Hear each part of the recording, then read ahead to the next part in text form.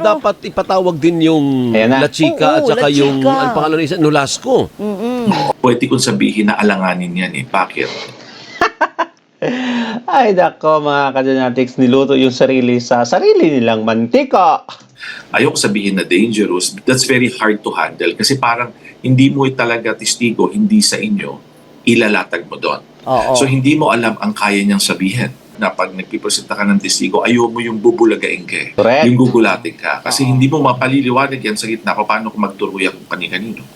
Paano kung sabihin niya, i-deliver niya sa ganitong tao? Palagi na lang nabanggit ang pangalang Nolasco at La Chica mga kadonatics sa impeachment case ni Inday Sara Duterte, kung saan sila daw ang nag-disburse sa 125 million pesos. Ito daw ay ibinigay ni Gina Acosta, which is totoo naman talaga mga kadonatics, at kinonfirm ito ni Gina Acosta sa last hearing.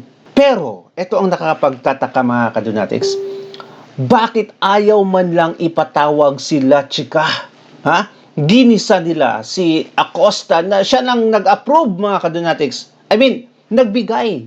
Wala talaga siyang kinalaman kasi may utos sa taas, naging middleman siya. Binigay niyang pera, tapos wala na. Yun lang talaga yung responsibility niya mga kadonatics. Pero, bakit si La Chica na mismong nag-disburse ng pera, ayaw nilang ipatawag na anong prosecution team? Okay? Anong meron? Eto yung dahilan pala mga kadonatics. Panoorin natin. Attorney, good morning po. Ayan. Good morning. Attorney na Good morning sa inyo. sabi ha. Opo, anong Alvin and Doris, magandang anong umaga. takeaway mo doon sa sinabi ni Acosta? Ano ba nakapuntos ba ang prosecution na illicit ba nila ang dapat nilang palabasin sa testimonya ni Acosta? Nakapuntos. Well, sa aking pananaw, na-reinforce nila yung gusto nilang patunayan Totoo na naman. mayroong pera, confidential funds, at ito ay nailabas, meaning through the different bags. Correct? Kinonfirm yun ni Acosta at yun ay kinonfirm rin niya na na-deliver kay Colonel La Chica. Correct naman talaga mga kadonatics. So, walang pagkakamali doon. Mismo ang defense team, hindi na inargue yan. Okay? Yung aspeto na yun, palagi ko maliwanag. From the start Correct. na yung land bank officers pa lang. So yung flow na yun ay napatunayan na. Opo. Pero po yung aspeto na kung paano ito i-distribute ni La Chica, kung meron siyang authority, kung pwede ba itong special dispersing officer na si Acosta, pwede ba niyang ipasa itong katukulang ito, yun yung under dispute. Opo. Kasi, Pero, di ba, naalala mo, ipinipilit niya Opo. na sa joint circular, pwede niyang gawin yun. Opo, hindi, pero dapat ipatawag din yung Ayan na. La Chica at Oo, saka La yung Chica. ang pangalan ni Nolasco. Oo. If you would note, no, doon sa mga usapan ngayon sa balita, kahit sa prosecution, pinag-aaralan daw nila kung kailangan ipresenta. Alam mo kasi yan, that is a parang para sa testig, para sa isang sa prosecution, pwede kong sabihin na alanganin yan eh. Bakit? Ay, nako mga kadonatics, niluto yung sarili sa sarili nilang mantika. Ayoko sabihin na dangerous. That's very hard to handle kasi parang hindi mo talaga testigo, hindi sa inyo, ilalatag mo doon. Oo. So hindi mo alam ang kaya niyang sabihin. Kaya Okay? Hindi mo alam kung sasabihin niya kanino niya binigay. Hindi mo alam So I think mga kadonatics, ang word na gustong i-mention ni attorney dito is ang hostile witness, which walang control yung prosecution team. Okay? So ang hostile, kagaya ni Gina Acosta mga kadonatics, is di nila pwedeng bigyan ng script ahead of time na ito yung mga tatanungin namin. Wala mga kadonatics, in their own volition, kung ano yung gusto nilang isagot ayon sa katotohanan, ay talagang yun yung isasagot nila mga kadonatics. Kaya napaka-risky sa part ng prosecution team itong si La Chica pag ipatawag nila kasi hindi kontrolado ang kanyang mga sinasabi. At ito yung saad ng attorney. Ito. yun. So sa isang abogado kasi, sa isang trial lawyer, lalo pa na pag nagpipresenta ka ng testigo, ayaw mo yung bubulagain ka eh. Correct? Yung gugulatin ka. Kasi hindi mo mapaliliwanag yan sa gitna. Paano kung magturuya kung kani-kanino? Paano kung sabihin niya, i-deliver niya sa ganitong tao? Kaya nga po, Kaya nga po, attorney, sige. so ganyan, sabi mo nga, partner, parang double-edged. Diba, Yes, tama yun. Oo. Pero bakit pa kailangan pag-usapan? Bakit hindi na tayo mag-move on? Dahil nakuha na eh. Kumbaga, yung kailangan na sinasabi na kung sino ang nag-utos, kung sino ang talagang final say doon sa pagpapalabas ng pera na na-establish na meron naman talaga. Okay. Ano ba talaga ang punto mo, Doris Bigornia, na mag-move on? Gusto mo bang ipalabas, Doris Bigornia, na guilty na agad si Inday Sara Duterte? Dapat mag-proceed na sa ibang articles? Pagkabugok talaga. Gusto niya ipalabas, ay ayan na, nakita na, guilty na talaga si Inday Sara Duterte kasi ginastos yung pera. Bugok. Ginastos nga yan kasi confidential fund ng Office of the Vice President. And mga kadunates, they are mandated to disburse the money. Ano ba? Talaga? Ay, loko-loko. Paliwanag ko yan, Doris, no? Kasi kasama dun sa joint circular na kailangan nilang patunayan ng opisina ng Vice President, of course, ng Department of Education, na papaano nila na-utilize ito. Kasi meron yan una, spending plan. Pangalawa, paano nila na-utilize ito. Ano yung accomplishment report? Tapos meron ba silang evidence of success? Kasi lahat yun nakalatag sa joint circular. While tama yung sinasabi mo na napatunayan naman yung aspeto na yun, nagkaroon ng Wala pera, problema naman na-release, doon. natanggap ni Colonel Lachica, pero hindi kasi yun natatapos doon. Although, iliwanagin ko, alam ko na pag-usapan ninyo ito noon, So, palpal ka tuloy. Tanong. nasa joint circular din, kung hindi mapatutunayan kung paano ito ginamit, 'di ba? Paano ito ginamit at paano ito ni-utilize, ang thinking ay may prima facie evidence na maaaring ito'y misused, okay, or ginamit sa pampersonal na dahilan. So, these are things na pwedeng mag-play up kung hindi nila mapatunayan. Para again, hindi mo lang kasi pwedeng bitawan yan sa prosecution. Bitawan ko na lang. Tapos bayaan mo na mag-raise ang prima facie evidence. It should appear that somehow they made efforts to show saan yung pera napunta. Ayun. Opo, pero hindi po ba ang burden na magpatunay dyan ay yung inaakusahan? Bugok talaga itong si... Ay, nako. Pastilan.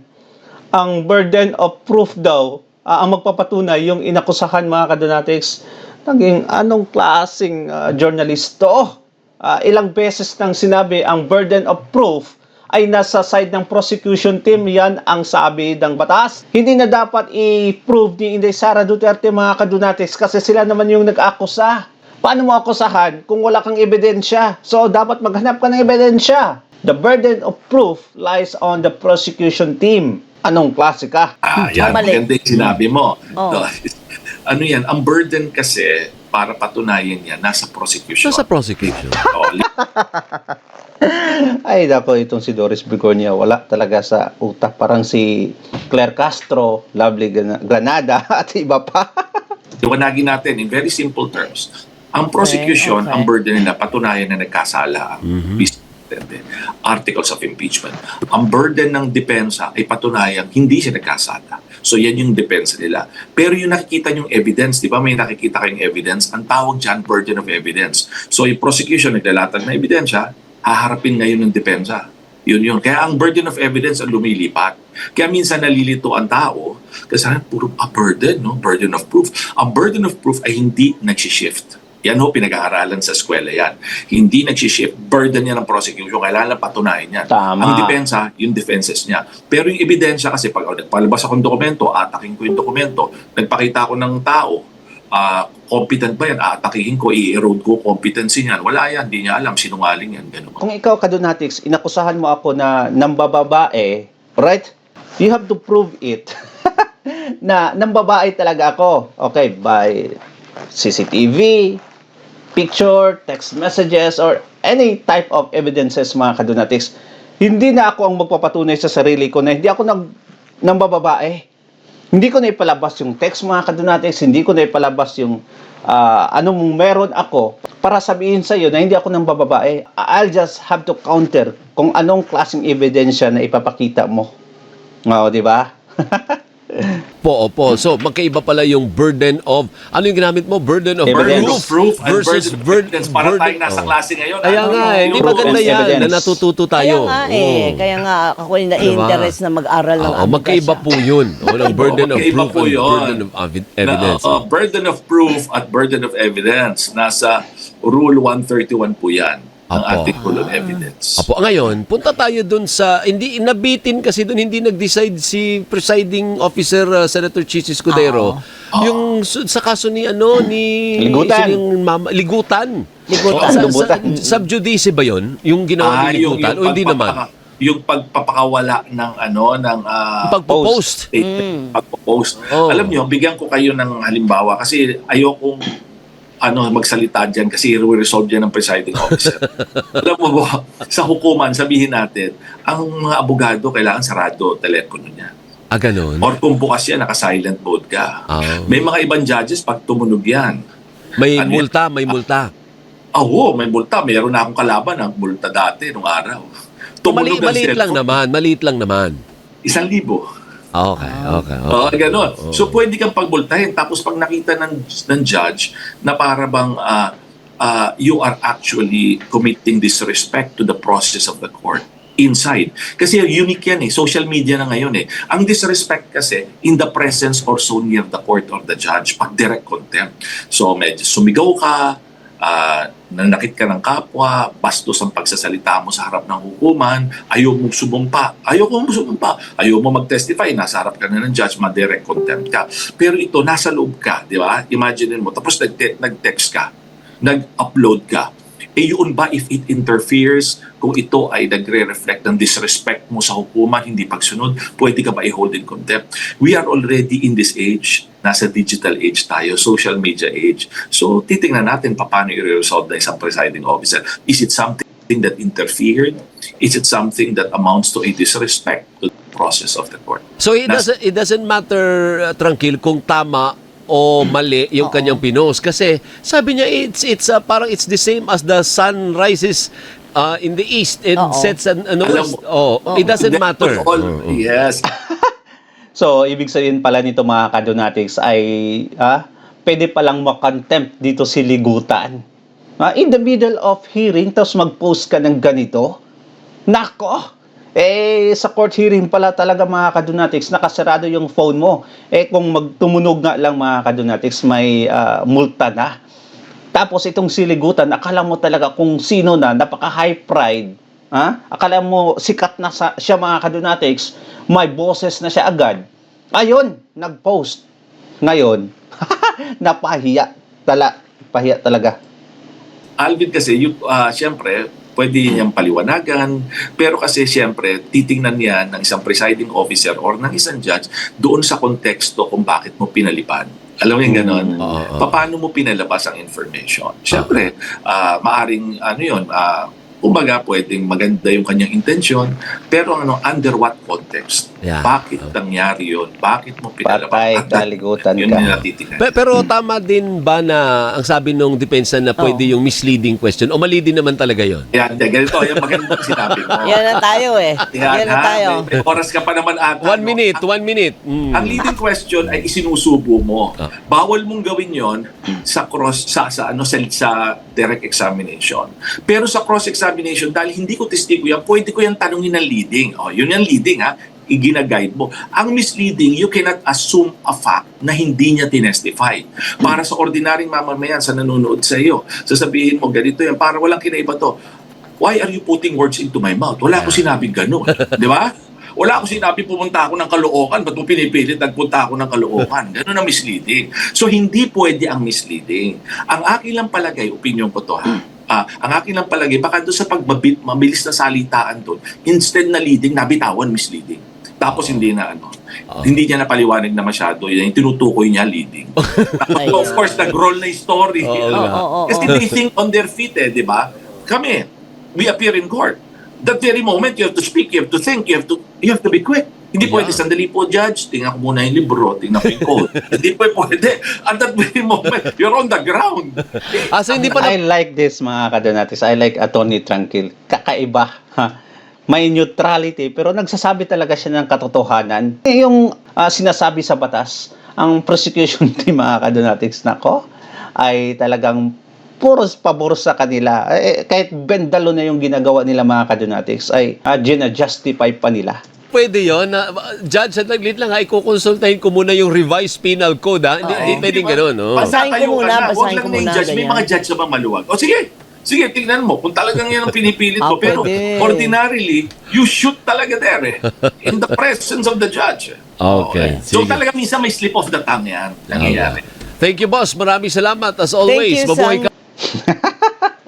Good job, Attorney Tranquil. So, I was surprised, mga kadonatics, kung sasabihin ni Chis Escudero, mag-rule out siya na, okay, we will pardon Ligutan. We will not contempt him. Nako, mga kadonatics, may balita pa naman ngayon na kumakalat na si Chis Escudero daw, kuno, okay?